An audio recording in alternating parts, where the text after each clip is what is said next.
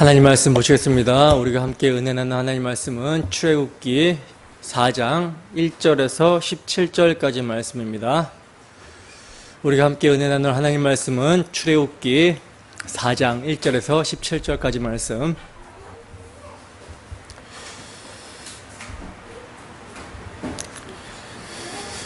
제가 한 절, 여러분들이 한 절 교독하도록 하겠습니다.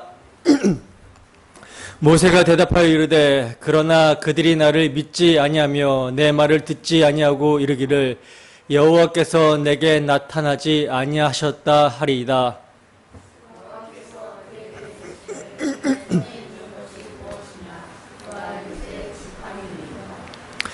여호와께서 이르시되 그것을 땅에 던지라 하시매 곧 땅에 던지니 그것이 뱀이 된지라. 모세가 뱀 앞에서 피하매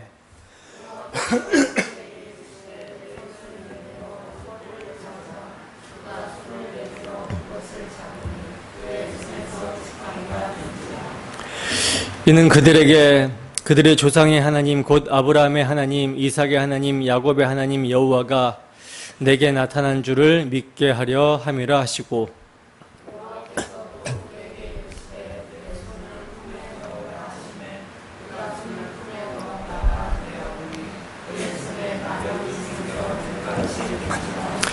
이르시되 내 손을 다시 품에 넣으라 하시매 그가 다시 손을 품에 넣었다가 내어보니 그의 손이 본래의 살로 되돌아왔더라.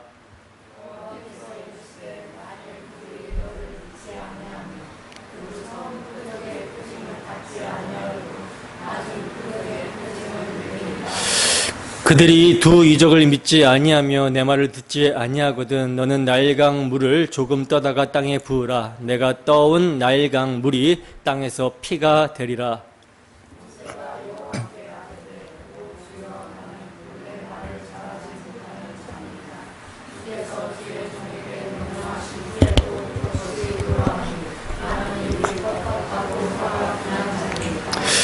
여호와께서 그에게 이르시되 누가 사람의 입을 치었느냐? 누가 말 못하는 자나 못 듣는 자나 눈 밝은 자나 맹인이 되게 하였느냐? 나 여호와가 아니냐?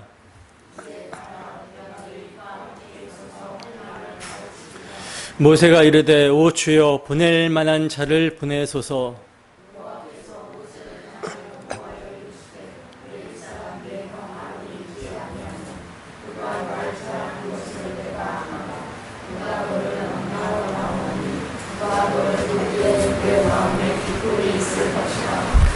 너는 그에게 말하고 그의 입에 할 말을 주라. 내가 내 입과 그의 입에 함께 있어서 너희들이 행할 일을 가르치리라.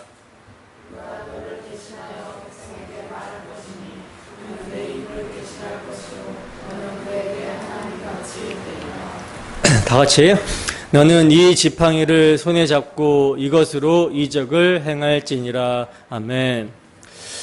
모세를 의의 병기로 삼으시고자 설득하시는 하나님, 모세를 의의 병기로 삼으시고자 설득하시는 하나님이라는 제목으로 하나님 말씀 증거하도록 하겠습니다. 여러분 엠마오로 내려간 두 제자 아시죠? 그 두 제자는요 어떤 상태에 있었죠? 엠마오로 내려가는 두 제자가 어떤 상태에 있었습니까? 낭망한 상태, 자포자기한 상태에 있었죠. 예수님이 잡히셔서 십자가에 매달리게 되자 그들은요, 예수님의 십자가에 매달리심의 의미가 무엇인지를 몰랐기 때문에 그가 이스라엘을 속량할 자로 알았는데 이제 죽었으니 다 끝났다라고 하는 그러한 낭망하는 가운데 엠마오로 내려가고 있었어요. 그런데 그렇게 엠마오로 내려가는 두 제자에게 누가 나타나십니까? 부활하신 예수님이 나타나셨죠. 나타나셔서 낭망한 두 제자에게 미련하고 선지자들이 말한 모든 것을 마음에 더디 믿는 자들이여 그리스도가 이러한 고난을 받고 자기의 영광에 들어갈 것이 아니냐 이렇게 책망하시면서 이에 모세와 모든 선지의 글로 시작하여 모든 성경에 쓴 바 자기의 관한 것을 자세히 설명을 해주셨어요. 이때 엠마오로 내려가던 두 제자, 낙심하고 낭망하는 그들의 마음이 어떻게 되었다라고 합니까? 뜨거워졌다라고 성경은 증거하고 있죠. 그리고는 그 뜨거운 마음으로 다시 예루살렘을 향하여 올라갑니다. 여러분, 우리가 낭망하고 낙심하는 마음이 든다라는 것은요, 우리의 시선이 십자가로 승리하신 주님께 있지 않기 때문이거든요. 그러니까 위의 것, 십자가 대속의 복음이 어떤 의미인지, 그 영광이 무엇인지를 망각하고 땅의 것, 땅에 속한 일을 묵상하고 거기에 빠져 있을 때 아들을 내어주시기까지 우리를 사랑하신 그 하나님이 우리의 인생을 섭리하신다라는 사실을 놓치게 되고 시선을 자기 자신에게 두게 됩니다. 그래서 마치 부모가 없는 아이처럼 또는 남편을 잃은 가부처럼 걱정하고 근심하며 낭만하게 되는 거예요. 자기 스스로 이 세상을 헤쳐나가야 되는 듯이 그렇게 낭망하게 되는 것이죠. 그러나 세상에서 택하신 자들을 사랑하시되 끝까지 죽기까지 사랑하신 우리 주님께서는요, 우리를 그렇게 우리 자신에게 시선을 두며 땅의 일을 생각함으로 낭망하고 낙심하는 그런 상태로 두지 않으시죠. 이게 참으로 은혜이고 소망입니다. 택하신 자들에게 찾아오신다라는 거예요. 택하신 자들에게 찾아오셔서 그들의 시선을 위의 것, 십자가로 이루신 영광에 두게 하신다라는 거죠. 이를 위해 이 땅에 뭘 두셨어요? 교회를 두신 것이고 그리스도의 몸된 교회를 온전하게 하며 봉사의 일을 하시게 하시고자 말씀을 전하는 설교자를 세우신 것입니다.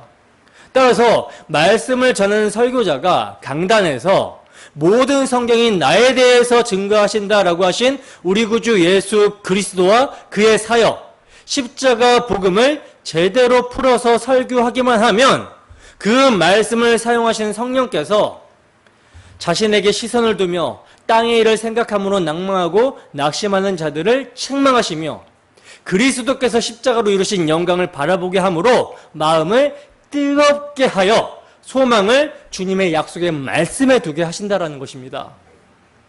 여러분, 성경을 통해 그리스도와 그의 십자가 사역, 복음이 증거가 될 때 여러분들의 마음이 진정 뜨거워지고 있습니까? 낙심하고 낭망하던 마음이 위로를 받고 소망을 위의 것에 두고 있습니까? 제가 설교자로서 본문에서 예수 그리스도와 그의 십자가가 명확하게 보여지게 될 때 참 그것처럼 감동되는 것은 없고 마음이 뜨거워지는 것은 없거든요. 근데 오늘 본문은요, 정말 아주 명확하게 예수 그리스도와 그의 십자가 사역이 보여지고 있어요. 그래서 설교를 준비하면서 참 마음이 아주 뜨거워졌습니다. 아주 기뻤어요. 그래서 이것을 오늘 함께 나누게 될 것을 참 기대하면서 강단에 올라왔는데 부디 본문을 통해 예수 그리스도와 그의 십자가 복음을 증거하게 될 때 성령의 조명하심과 교통하심 가운데 땅의 여러 가지 문제들로 인하여 낭망하던 우리의 시선이 그리스도와 함께 감추어진 생명, 위의 것을 바라보게 되고 또한 우리의 마음이 뜨거워져서 낭망하던 우리의 마음이 위로를 받고 소망을 약속의 말씀에 두는 우리 모두가 되기를 주님의 이름으로 축원합니다. 우리는 계속해서 하나님께서 모세를 부르셔서 그에게 사명을 주시는 내용을 살펴보고 있어요. 하나님께서 주시는 사명은요, 모세가 그의 능력과 지혜와 힘으로 하나님의 백성을 구원하는 것이 그의 사명이 아니라 하나님께서 당신의 백성들을 구원하시는 일에 모세는 빈 그릇으로, 그러니까 빈 그릇이 되어 그 하나님의 구원 사역의 영광을 나타내는 자가 되는 것이 모세의 사명이었죠. 따라서 하나님께서는요, 모세가 애굽의 왕자로서 애굽 사람의 모든 지혜를 배워 말에나 행동에나 뛰어났을 40세에 그를 사용하지 않으십니다. 오히려 그가 히브리인이라는 자기 정체성과 사명에 투철하고 그의 동족을 사랑하는 열심이 있어서 자기의 힘과 자기의 지혜와 자기의 능력으로 자기 동족을 구원하려고 했을 때는요, 전혀 도우시지 아니하시고 침묵으로 일관하셨어요. 그 침묵으로 일관하신 결과 모세의 자기 동족 사랑하는 열심이 오히려 어떻게 됩니까? 자기 동족에게 배신을 당하고 살인자로 전락하여 미디안 광야로 도망가는 신세가 되어버렸죠. 하나님께서는요, 미디안 광야에서 양치는 자로 전락해버린 모세를요, 침묵 속에서 정말 아주 철저하게 그의 힘을 빼버리십니다. 40년 동안 그의 과거의 자아들, 자신이 자신의 힘과 능력과 지혜로 이스라엘을 구원하여 구원자가 되려고 했었던 그 자기 혈과 육, 자기 열심을 부인시키시고 무너뜨려 버리셨어요. 그리고는요, 모세의 꿈과 열정과 포부가 다 무너지게 되고 누가 봐도 양치기에 불과하고 힘없는 노인이 된 80세의 모세를 하나님께서는 불붙은 떨기나무 가운데서 자신을 계시하시며 부르십니다. 그리고는 그의 신을 벗기시고 드디어 뭘 주시는 거예요? 사명을 주시는 거예요. 나는 아브라함과 이삭과 야곱의 하나님, 너희 조상들에게 언약하신 하나님이다. 내가 애굽에 있는 내 백성의 고통을 분명히 보고 그들의 부르짖음을 듣고 그 근심을 알고 내가 내려가서 그들을 애굽의 압제에서 구원하여 조상들에게 약속한 땅으로 인도할 것인데 그 인도하는 일에 너를 사용하겠다. 그 일을 너를 통해서 하리니 이제 너는 바로에게 가라. 이렇게 사명을 주셨어요. 그런데 이렇게 하나님께서 당신 자신을 계시하시고 나타내시면서 사명을 주시며 가라고 하는데도 어째 모세의 반응이 시큰둥하죠. 우리 같으면 어떨까요? 불 가운데 하나님이 나타나셨어요. 불붙은 떨기나무 가운데 하나님이 자신을 친히 계시하셨어요. 얼마나 놀랍습니까? 이러한 광경을 우리가 만약에 봤다면 물불 안 가리고 이제 사명을 감당하겠습니다라고 나섰을 텐데 모세는요, 고집을 부리면서 하나님이 주신 사명을 거절하고 있습니다. 여러분, 모세가 40세에 그토록 열정적으로 하고자 했던 구원자의 사명을 지금 하나님께서 주시고 있는데 왜 그가 거절을 하고 있는 걸까요?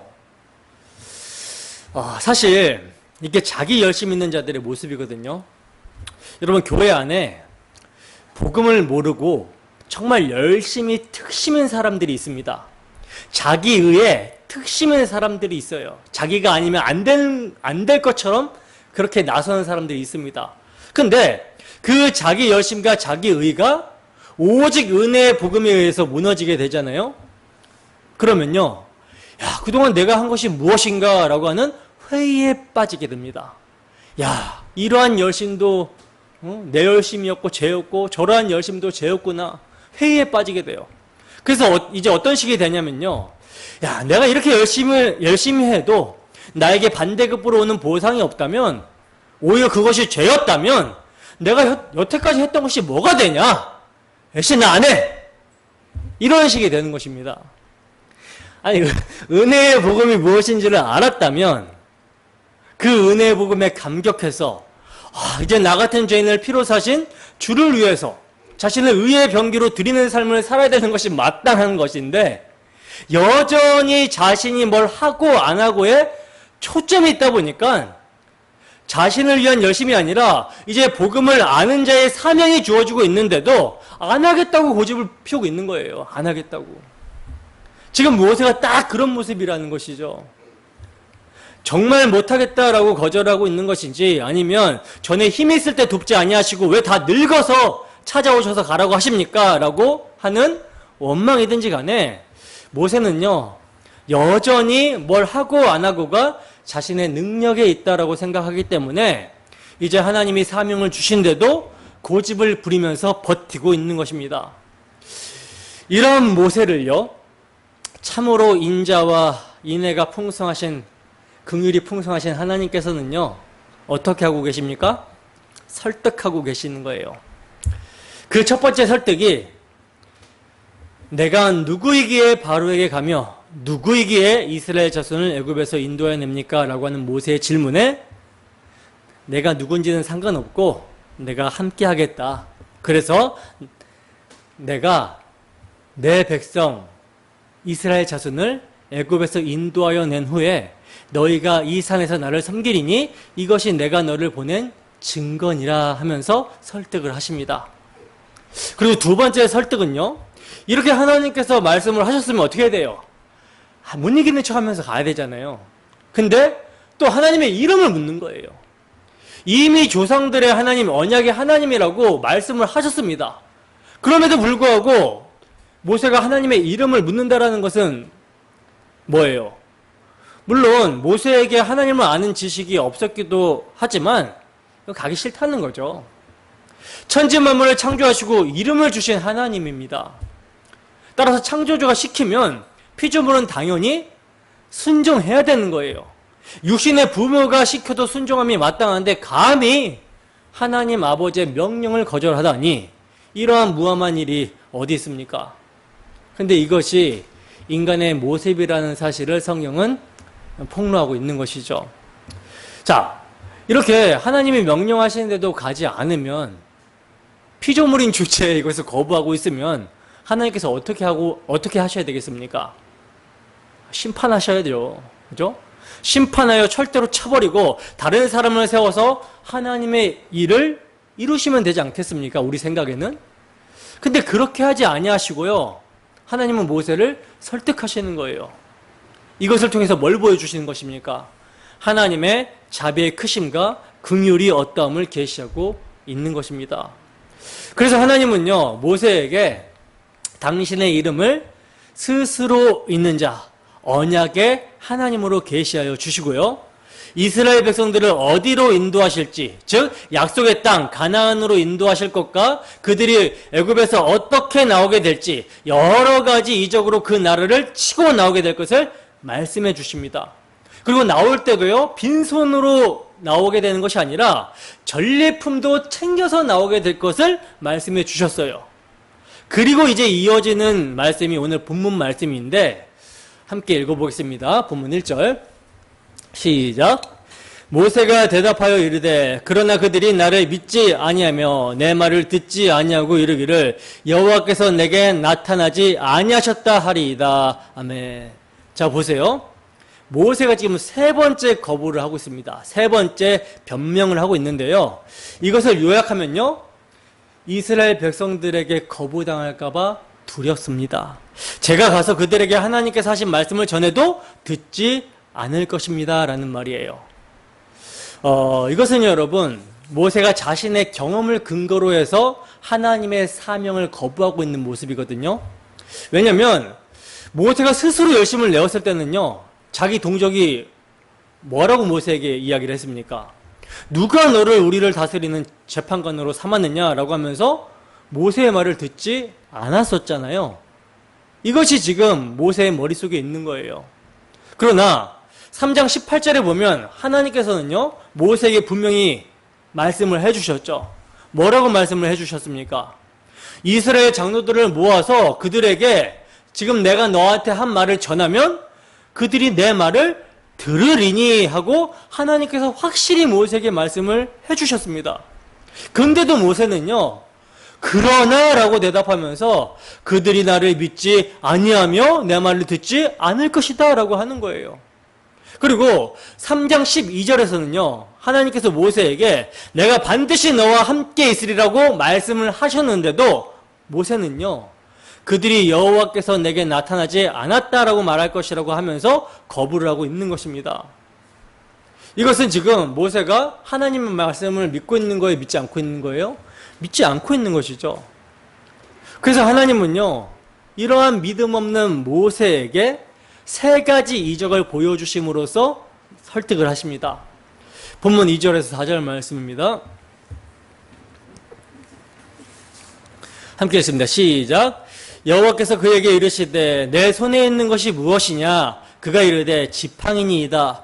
여호와께서 이르시되 그것을 땅에 던지라 하시매 곧 땅에 던지니 그것이 뱀이 된지라. 모세가 뱀 앞에서 피하매 여호와께서 모세에게 이르시되 내 손을 내밀어 그 꼬리를 잡으라. 그가 손을 내밀어 그것을 잡으니 그의 손에서 지팡이가 된지라. 아멘. 자, 보세요.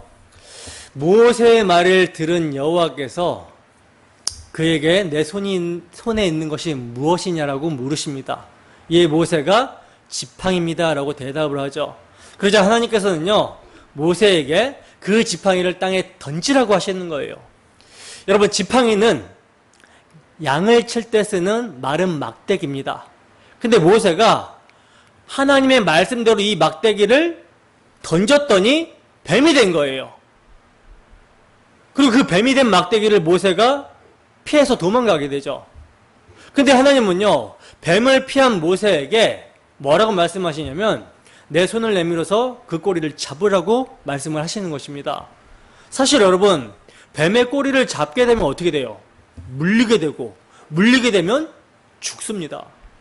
사실 뱀의 꼬리를 잡으라고 하시는 말씀은 너무나도 두려운 말씀인 것이죠. 그러나 모세에게 지팡이를 뱀으로 만드신 분이 그 뱀에게서 상하지 않게 보호하실 것이라는 믿음이 생긴 거예요.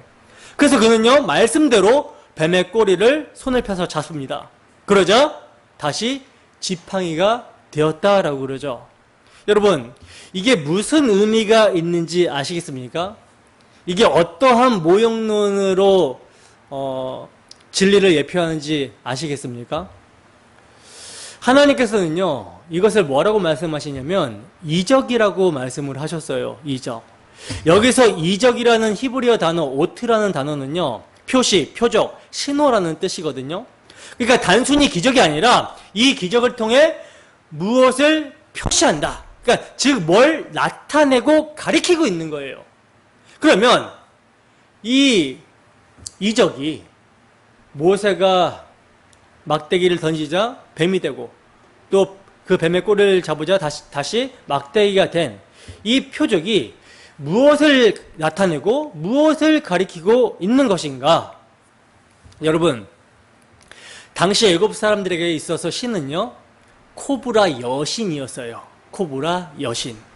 따라서 애굽에서 뱀은 왕권과 능력과 신성을 상징합니다. 그래서 바로의 왕관에 보면 뭐가 있어요? 코브라 장식이 이렇게 되어 있는 것을 볼 수가 있는 것이죠. 자, 그러면 여기서 뱀이 뭘 상징하겠습니까? 모세가 막대기를 던졌을 때 뱀이 된 것은 이 뱀이 뭘 상징하겠습니까? 바로 애굽왕 바로를 상징하는 것이죠. 그리고 지팡이는요, 마른 나무, 막대기 같은 이스라엘 백성들을 상징합니다. 근데 그 지팡이가 땅에 던져져서 뱀이 되었다라는 것은요, 그 마른 나무, 막대기 같은 이스라엘 백성들이 땅에, 즉 애굽에 던져졌고 그리하여 바로의 통치를 받는 노예가 되었다라는 것을 의미하는 거예요. 근데 이때 모세가 뱀을 피하죠.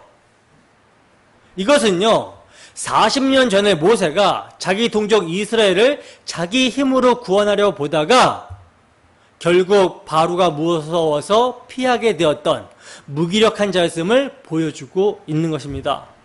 그러나 하나님이 모세에게 내 손을 내밀어 뱀의 꼬리를 잡으라고 하시고 그래서 꼬리를 잡자 다시 지팡이가 되죠. 이것은요, 이제 하나님과 함께 하시는 모세가 그 말씀의 능력으로 뱀의 꼬리, 바로를 집어들어 멸하고 이스라엘을 다시 하나님께로 돌아오게 할 출애굽 사건을 의미하고 있는 것입니다. 여러분, 신약의 빛으로 이 사건을 조명하는 우리는요, 한 발자국 더 나아가야 되죠. 왜냐하면 이스라엘 출애굽 사건은 교회의 영적 출애굽 사건을 예표하고 있기 때문입니다. 그래서 5절에서는요, 이 표적을 보이는 이유를 이렇게 말씀하고 있는 거예요. 본문 5절입니다. 함께 읽습니다. 시작. 이는 그들에게 그들의 조상의 하나님 곧 아브라함의 하나님, 이삭의 하나님, 야곱의 하나님 여호와가 내게 나타난 줄을 믿게 하려 함이라 하시고. 아멘. 아브라함과 이삭과 야곱의 하나님을 믿게 하려 하시기 위해서, 믿게 하시기 위해서 지금 이적을 모세에게 주시고 있는데, 여러분, 아브라함의 하나님, 이삭의 하나님, 야곱의 하나님은 다른 말로 하면 뭡니까? 언약의 하나님이죠. 따라서 언약의 하나님을 믿게 하려 함이라고 말씀하고 있는 거예요. 여러분, 하나님께서 조상들에게 아브라함, 이삭, 야곱에게 세워주신 언약은요, 메시아 언약입니다. 그리고 이 메시아 언약은요, 에덴 동산에서 아담과 하와가 범죄하자마자, 뱀의 유혹을 받아 범죄하자마자 내가 하리니 하고 세워주신 언약이에요. 여자의 후손을 통해 누구의 머리를 상하게 한다는 것입니까? 뱀의 머리를 상하게 하신다라는 것이죠. 따라서 뱀은요, 애굽왕 바로를 상징하고 있으며 더 나아가 옛뱀, 마귀 사탄을 상징하고 있는 것입니다. 정리하면요, 전에는 뱀을 피한 것처럼 애굽왕을 피해 도망간 모세가 이제는 그의 손으로 바로를 제어한다라는 것을 보여주며 출애굽을 암시하고 있는 것이고요. 나아가 이를 통해 궁극적으로는요, 여자의 후손이신 예수 그리스도께서 사탄을 멸하셔서 종로로 타는 자들을 구원하실 영적 출애굽을 계시하고 있는 것입니다. 히브리서 2장 14절에서 16절 말씀입니다. 함께 있습니다. 시작. 자녀들은 혈과 육에 속하였음에 그도 또한 같은 모양으로 혈과 육을 함께 진심은 죽음을 통하여 죽음의 세력을 잡은 자 곧 마귀를 멸하시며 또 죽기를 무서워함으로 한평생 매어 종로로 타는 모든 자들을 놓아주려 하심이니 이는 확실히 천사들을 붙들어주려 하심이 아니요 오직 아브라함의 자손을 붙들어주려 하심이라. 아멘. 자, 모세의 표적은요, 궁극적으로 십자가 표적입니다. 여러분, 이러한 표적은 모세에게 큰 힘이 될 만하죠. 근데 모세의 믿음 없음을 아시는 하나님께서는요, 당신의 자비로우심으로 또 다른 표적을 보여주시고 있어요. 어떤 표적인지 봅시다. 본문 6절에서 7절 말씀 함께 했습니다. 시작. 여호와께서 또 그에게 이르시되 내 손을 품에 넣으라 하시매 그가 손을 품에 넣었다가 내어보니 그의 손에 나병이 생겨 눈같이 된지라. 이르시되 내 손을 다시 품에 넣으라 하시매 그가 다시 손을 품에 넣었다가 내어보니 그의 손이 본래의 살로 되돌아왔더라. 아멘. 자, 보시면 두 번째 이적은요, 여호와께서 모세에게 말씀하신 대로 그의 손을 품에 넣었다가 내어보니 나병이 생겼고요, 또다시 넣었다가 내어보니 손이 다시 본래의 상태로 돌아오게 되는 이적이에요. 여러분, 나병은 죄의 상징이라고 우리가 레위기 13장 14장을 통해서 살펴봤었죠. 주일날. 어떤 면에서 나병이 죄의 상징이었습니까? 잠복기간이 길고 전염성이 강하며 걸렸을 때 통증을 느끼지 못한다라는 면에서 죄를 상징하고 있다라고 말씀을 드렸죠. 그러니까 그 몰골이, 그러니까 나병에 걸리게 되면 그 몰골이 썩어 들어가고 손가락, 발가락이 떨어져 나가도 통증을 못 느끼다가 정말 비참한 몰골로 죽는 병이 나병인데 이것이 죄의 특성과 똑같다라는 거예요. 이 점이 죄의 특성이라는 것입니다. 따라서 이 나병은요, 하나님을 떠난 인간의 죄의 비참함을 의미합니다. 그런데 하나님이 모세에게 내 손을 품에 넣었다가 빼라고 하셨을 때 나병이 생겼다라는 것은요, 이건 뭘 보여주고 있는 것입니까? 모세의 마음을 보여주고 있는 거예요. 모세의 마음을 들여다보게 해주신 것입니다. 여러분, 만물보다 거짓되고 심히 부패한 것이 인간의 마음인데요, 그 누구도 이를 알 자가 없다라는 거예요. 왜냐하면 인간은 누구나 자기 속에 있는 죄를 감추려고 하기 때문입니다. 이것은 타락한 아담의 모습을 그대로 담고 있는 것이죠. 근데 이 죄를 그대로 품고 드러내지 않으면 어떻게 됩니까? 그 죄와 함께 죽는 거예요. 따라서 하나님께서 이를 알게 해주시는 것은 뭡니까? 은혜인 것이죠. 왜냐하면 자신이 하나님 앞에서 나병 환자와 같은 부패하고 더러운 죄인이라는 사실을 알아야 치료를 받을 수 있기 때문입니다. 이로써 죄의 비참을 보며 하나님께 회개할 수 있기 때문이라는 거예요. 여러분, 하나님 앞에서 자기의 죄를 각성하고 고백하는 것은요, 나의 옛 자아, 즉 사탄의 역사를 폭로하는 거예요. 그런데 자꾸 자신의 죄를 감추고 변명하며 남의 탓을 하게 되면요, 이것은 사탄의 역사를 감추는 것이 되는 것입니다. 그러므로 사탄과 싸워 우리가 이기려면요, 하나님 앞에서 자신의 있는 모습 그대로를 고백해야 돼요. 자신의 실수, 자신의 넘어짐, 자신의 고집, 완악함, 있는 모습 그대로 인정하며 고백해야 돼요. 이때 하나님께서는요, 우리를 위해 화목제물로 세우신 아들의 피를 우리에게 적용해 주실 것입니다. 그리고 우리를 참수하는 마귀를 그의 피의 권세로 멸하시는 거예요. 따라서 복음의 말씀을 통해 우리 자신을 십자가에 세웠을 때 우리가 우리의 죄를 고백하며 애통하고 상한 마음으로 주의 긍휼을 바라보며 회개할 때 하나님은요, 당신의 아들의 피로 우리의 모든 불의를 깨끗하게 하시며 새 마음으로 바꾸어 주셔서 나병 같은 더러운 죄를 정결하게 깨끗하게 하시는 것입니다. 여러분, 모세는 이스라엘 백성을 대표하고 있는 인물이죠. 따라서 하나님께서는요, 두 번째 이적, 즉 모세를 정결하게 하신 것처럼 지금 나병을 앓는 것 같이 고역으로 탄식하며 부르짖는 이스라엘 민족을 오직 하나님의 은혜로 모세를 통해 구원하여 낫게 하시고 정결하게 하시고 깨끗하게 하실 것을 암시하고 있는 것입니다.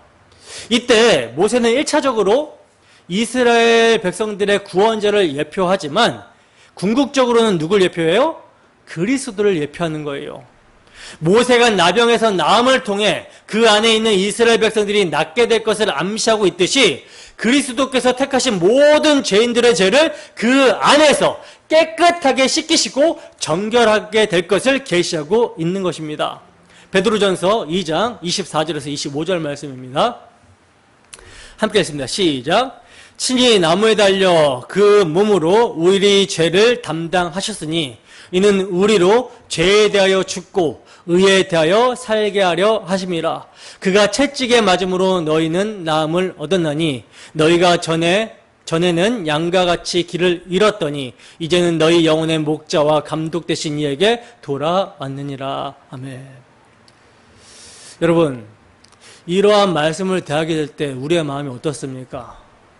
굉장히 감격이 오지 않습니까? 뜨거워지지 않습니까? 모세가 출애굽의 구원자이듯이 우리 주님은요, 자신이 십자가에서 나병과 같은 우리의 부정함을 가져가시고 짊어지심으로 부정하게 되어 우리의 죄를 친히 담당하시는 영적 출애굽의 구원자가 되시는 거예요.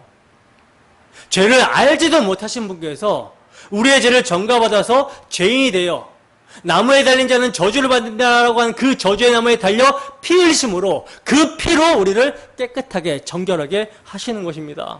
따라서 첫 번째 이적과 두 번째 이적을 정리하면요, 첫 번째 표적은 마귀의 일을 멸하시는 예수를 증거하고 있고요, 두 번째 표적은 우리의 죄를 없이 하시는, 깨끗게 하시는 예수를 증거하고 있는 것입니다.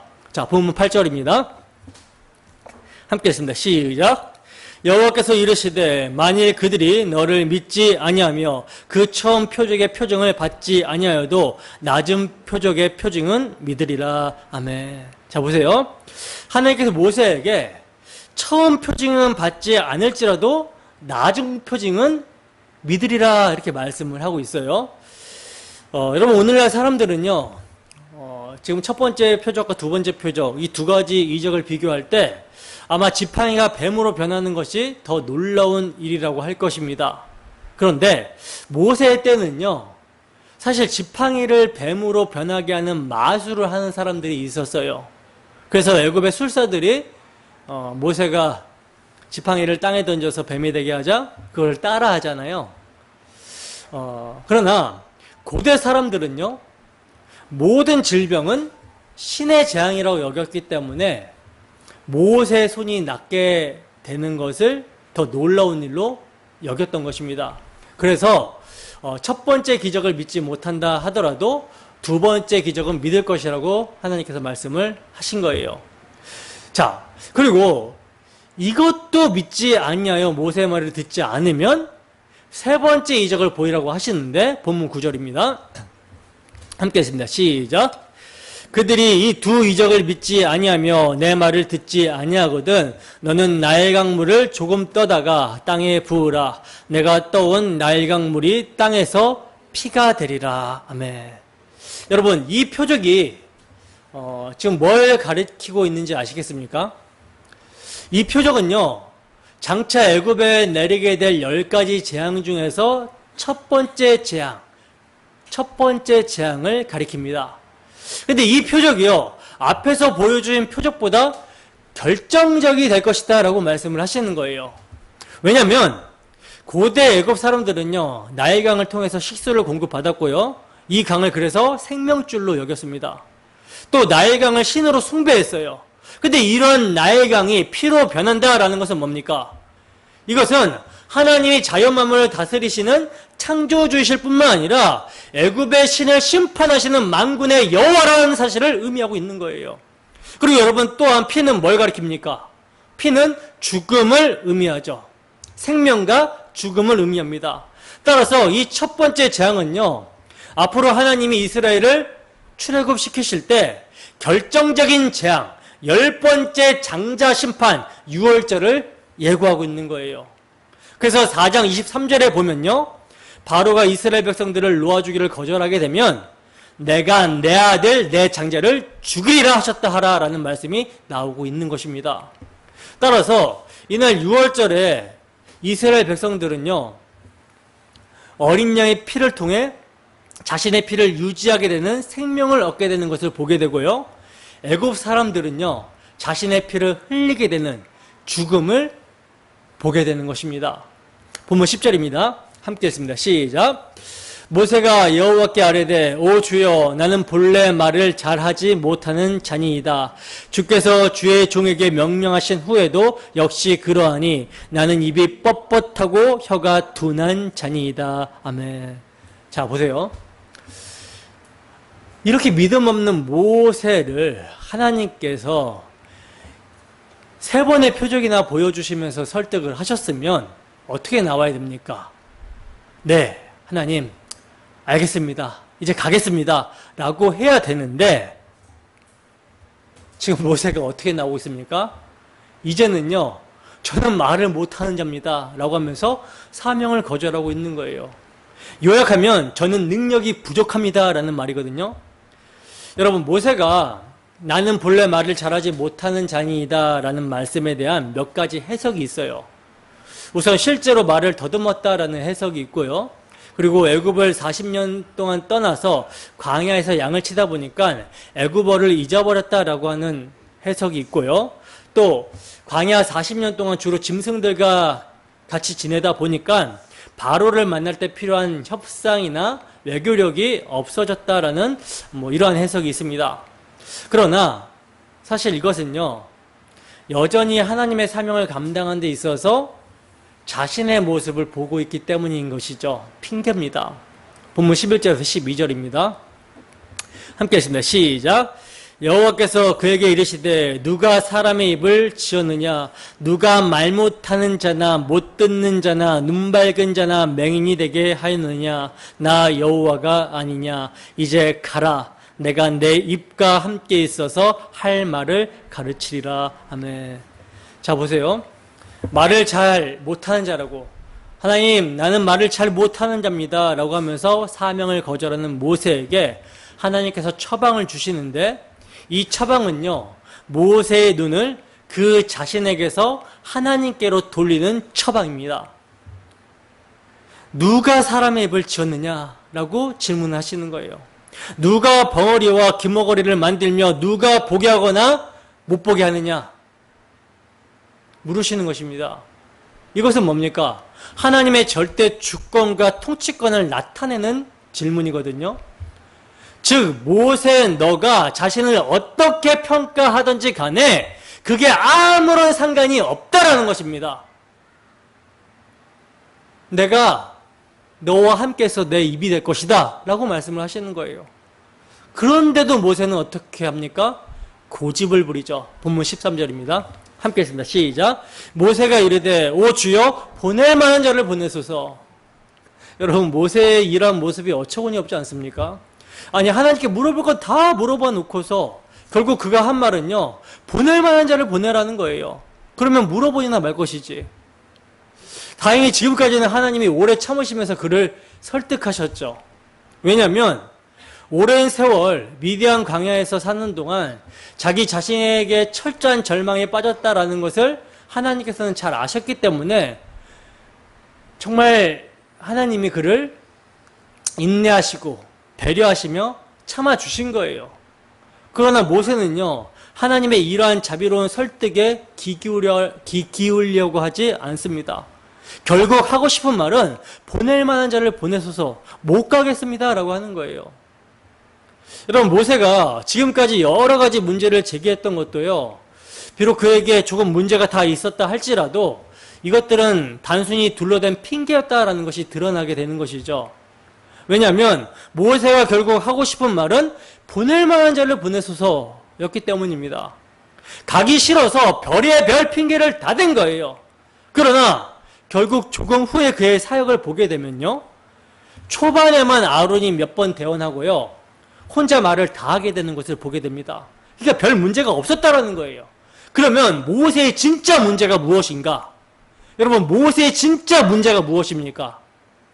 자신에게만 절망해야 되는데 하나님의 능력도 절망으로 보고 있다는 것이 문제예요. 이것은 이제 겸손이 아니라 불신입니다. 그리고요, 여러분, 모세가 보낼 만한 자를 보내소서라고 한 말에는요, 그의 고집스러움과 절망이 담겨 있지만 무엇도 담겨 있냐면 하나님을 향한 무시도 포함되어 있어요. 하나님이 사람 잘못 봤다라는 것입니다. 아니, 자신을 창조하시고 바로의 학살 위기에서 건져시며 양육하시고 훈련시키신 하나님에 대해서 무지한 것은 모세 자신이면서 오히려 하나님이 무지해서 사람을 잘못 봤다고, 보낼 사람을 보내라고 이렇게 말을 하고 있는 거예요. 근데 여러분, 우리도 사실 이렇게 말할 때가 많지 않습니까? 근데 지금 모세는 큰 착각을 하고 있죠. 어떤 착각을 하고 있습니까? 자기 혼자 하나님의 사명을 감당하는 줄로 알고 있는 거예요. 그러나 누누이 말씀드리지만요, 여러분, 하나님의 사명은 하나님이 홀로 혼자 감당하십니다. 모세의 도움을 전혀 받지 않으세요. 왜? 하나님은 부족함이 없으신 완전하신 분이기도 하시지만 반면 모세는 전혀 도움이 안 되는 인물이기 때문입니다. 그러니까 하나님이 하시는 일을 오히려 모세는 망치는 인물이라는 거예요. 그렇다면 여러분, 하나님의 일에 정말 조금이라도 도움이 되는 사람이 있을까요? 있을까요? 단언코 없습니다. 만약 도움이 된다라고 생각한다면 모세와 같은 말을 하게 되는 거예요. 오 주여, 보낼 만한 자를 보내소서. 자기에게 어떤 능력이 있으면 하나님을 도울 수 있는 마냥 그렇게 말을 하게 되는 거죠. 하나님이 이스라엘 백성을 구원하신 데 있어서 자신의 재능이 필수적이라고 생각하기 때문에 이러한 질문을 하게 되는 거란 말입니다. 그러나 이 세상에 하나님의 일에 뭔가 보탤 수 있고 도움이 될 수 있는, 보낼 만한 자가 어디 있겠습니까? 만약에 있다면 우리 주님이 왜 세상에 오셨겠어요? 모든 사람이 하나님 앞에서 무익할 뿐이며 모든 사람이 다 함께 치우쳐서 악을 행하기에 빠르기 때문에 하나님의 아들이 내려오시지 않으면 소망이 없는 거예요. 모두 구원을 받을 수가 없는 거예요. 그러나 하나님은 언약에 신실하시기 때문에 당신의 아들을 사람의 모습으로 보내셔서 구원을 하시는 것입니다. 이사야서 59장 16절 세 번역으로 보겠습니다. 함께 했습니다. 시작. 압박받는 사람을 도우려는 사람이 없음을 보시고 중재자가 없음을 보시고 주님께서는 놀라셨다. 주님께서는 직접 억압받는 사람들을 구원하시려고 반드시 공의를 이루시려고 당신의 능력을 친히 발휘하실 것이다. 아멘. 이 세상이 악으로 달려가는데 빠른데 하나님께서 보시는데 의인이 없어요. 그리고 중재자도 없어요. 이 모습을 보고 놀라십니다.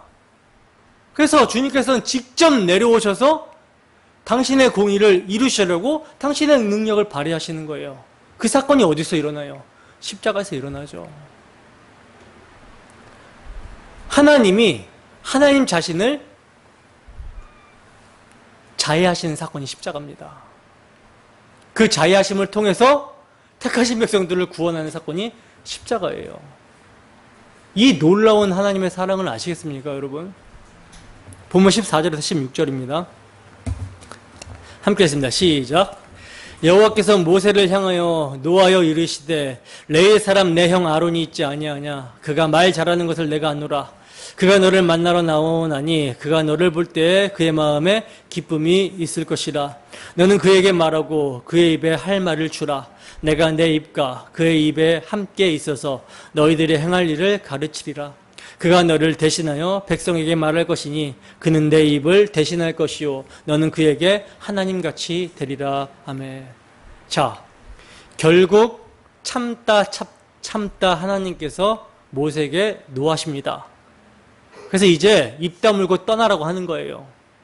그래서 더 이상 군소리하지 못하게 내가 말 못하면 말 잘하는 내 형 아론을 붙여주겠다 하시는 것입니다. 이것은요, 정말로 모세가 아론의 도움이 필요하다고 판단하신 것이 아니라 모세의 입을 막기 위해서 그렇게 하시는 거예요. 마지막으로 본문 17절입니다.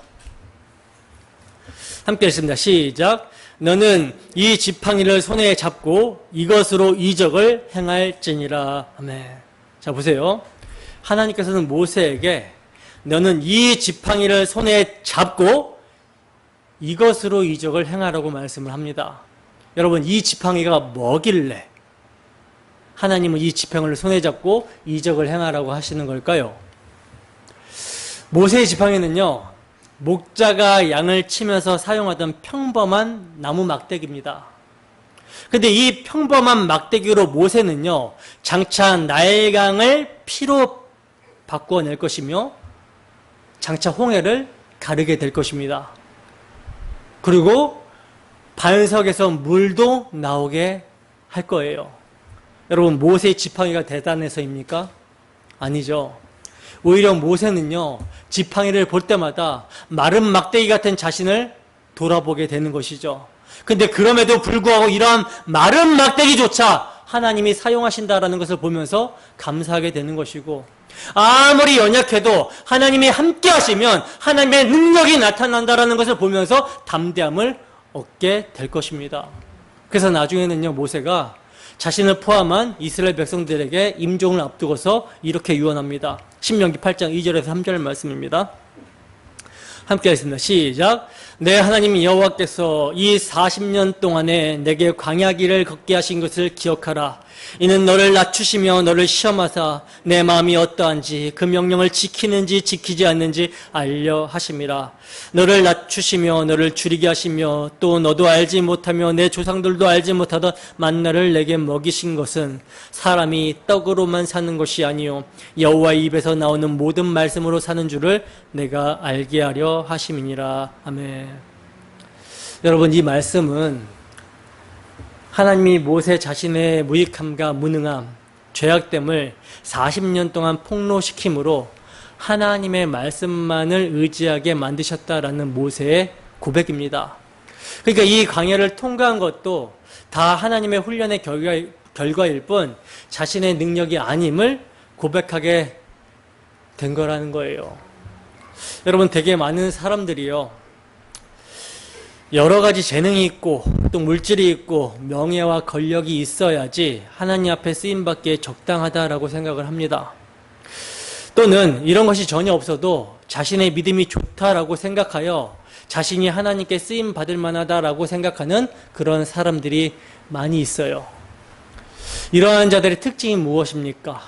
이러한 자들의 특징은 하나님은 부르시지도 않았는데 하나님의 군대에 자원 입대하려고 하는 것이 특징입니다. 그리고는 너도 나도 목사 선교사가 되겠다라고 신학생이 되려고 하는 거예요. 자신 있는 자들, 자원하는 자들이 넘쳐납니다. 그러나 여러분, 하나님의 군대는요, 자원 입대자들을 쓰시는 것이 아니라 하나님이 부르시는 자들만 쓰십니다. 즉 징병된 자들만 쓰임을 받는다라는 거예요. 왜? 왜냐하면 그들만 자격이 되기 때문입니다. 어떤 자격을 말하는 것입니까? 자격 없음을 아는 자격이죠. 자신이 자격 없다라는 것을 아는 자격입니다. 모세처럼 자신에게 절망한 자들, 그러나 하나님을 위해 무엇인가 되려하기 전에 하나님을 위해 아무것도 할 수 없는 무능하고 절망적인 존재라는 것을 먼저 인식해야 되는 것입니다. 그러려면 그의 인생 속에 반드시 뭐가 있어야 됩니까? 십자가가 있어야 되는 것이죠.